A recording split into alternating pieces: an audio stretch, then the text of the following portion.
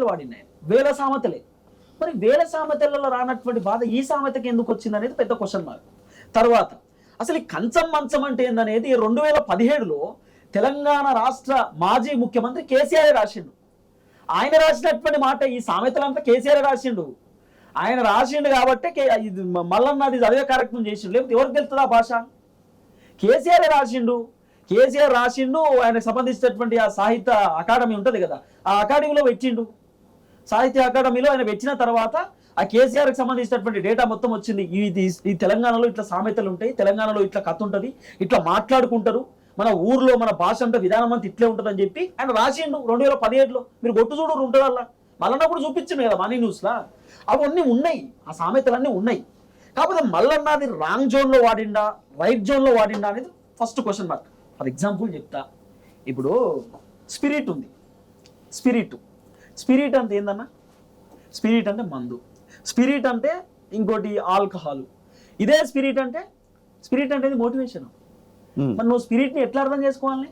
స్పిరిట్ని మందని అర్థం చేసుకోవాలా? స్పిరిట్ నీ దగ్గర మంచి స్పిరిట్ ఉంది, స్పిరిట్ అంటే ఏం అర్థం చేసుకోవాలి? బాగా తాగినవని అర్థం చేసుకోవాలి మనం. లేకపోతే స్పిరిట్ అంటే నీ దగ్గర మంచి పట్టు ఉంది, నాలెడ్జ్ ఉంది, గట్టిగా నువ్వు చేయగలుగుతావు, ఏదైనా సాధించగలుగుతావు, ఆ సత్తా నీ దగ్గర ఉందని అనుకుంటామా? నువ్వు అర్థం చేసుకునే విధానాన్ని బట్టే కదా నీకు తెలిసేది. ఎక్కడైనా మంచం అవుతుంది కదా. నేనేమంటున్నా, కవిత గారు ఫస్ట్ కొట్టి చూడాల్సింది గూగుల్లో.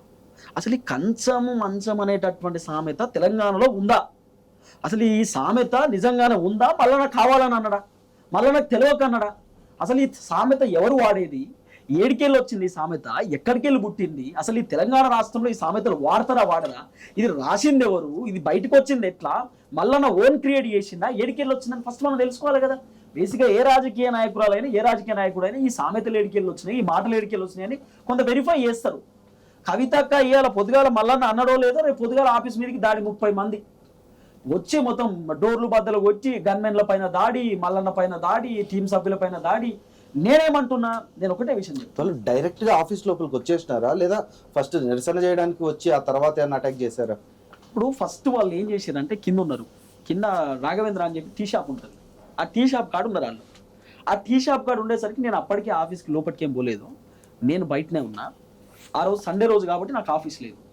నేను సండే నార్మల్గా పోయి అక్కడ కూర్చొని మాట్లాడడం, ఏదైనా మా వాళ్ళు ఉంటారో వాళ్ళతో డిస్కస్ చేస్తూ, ఎందుకంటే నేను పాత మనిషిని వాళ్ళ దగ్గరనే పనిచేసిపోయినా కాబట్టి పోదాం అనేటటువంటి మూమెంట్లో నేను కూడా వస్తున్న క్రమంలో రాఘవేంద్ర దగ్గర ఒక 40 మంది ఉన్నారు, ఒక 10-15 కార్లు ఉన్నాయి. నాకు అర్థమైపోయింది కథ, ఇదేదో పెద్ద కథ ఉన్నట్టు. కవితక్క కండవాళ్ళు ఉన్నాయి.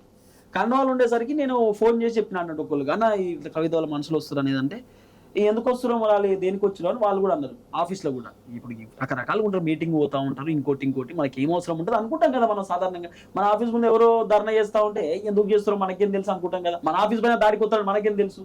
అట్లా వాళ్ళు కూడా లైట్ తీసుకున్న క్రమంలో, అంటే రీసెంట్ గా అప్పుడే ఈ ఇన్సిడెంట్ కూడా జరిగింది కదా, మల్లన్న గారు ఇది మాట్లాడడం అదే టైంలో. అదే చెప్తున్నా. ఇప్పుడు వాళ్ళు వచ్చిరు, కార్లాడ వెచ్చిరు, షాయ తాగిరు, కథం చక్కగా మల్లన్న కిందికెళ్ళి స్టార్ట్ చేసిరు. మల్లన్న డామ్ మల్లన్న బయటికి రావాలి, మల్లన్న ఎంత చూస్తాం, కవితకు క్షమాపణ చెప్పు, మహిళా సమాజానికి క్షమాపణ చెప్పు అని చెప్పి మొత్తం కింద నుండే వాళ్ళు మాట్లాడుకుంటూ పైకి పోయినారు. పైకి పోయిన తర్వాత సీసీ ఫుటేజెస్ కూడా ఉంటాయి.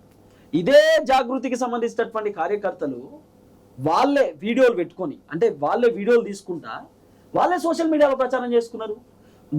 వచ్చి రాగానే పెద్ద పెద్ద కర్రలు, ఈ పోలీసులు కర్రలు వాడతారు కదా, లాఠీలు, ఆ లాఠీలు పట్టుకొని వచ్చి, రాడ్లు పట్టుకొని వచ్చి అవన్నీ గ్లాసులను బద్దలు కొట్టడం. ఇది ఎవరన్నా కిక్ బాక్సింగ్ ఛాంపియన్స్ అన్న ఏమన్నా జాగృతిలో కొంతమంది చెప్తున్నారు. జాగృతిలో చాలా మంచి వాళ్ళు ఉంటారు, నేను కాదంటలేదు. ఎందుకంటే నాకు తెలిసినటువంటి వాళ్ళు కూడా 2-3 ఉన్నారు దాంట్లో.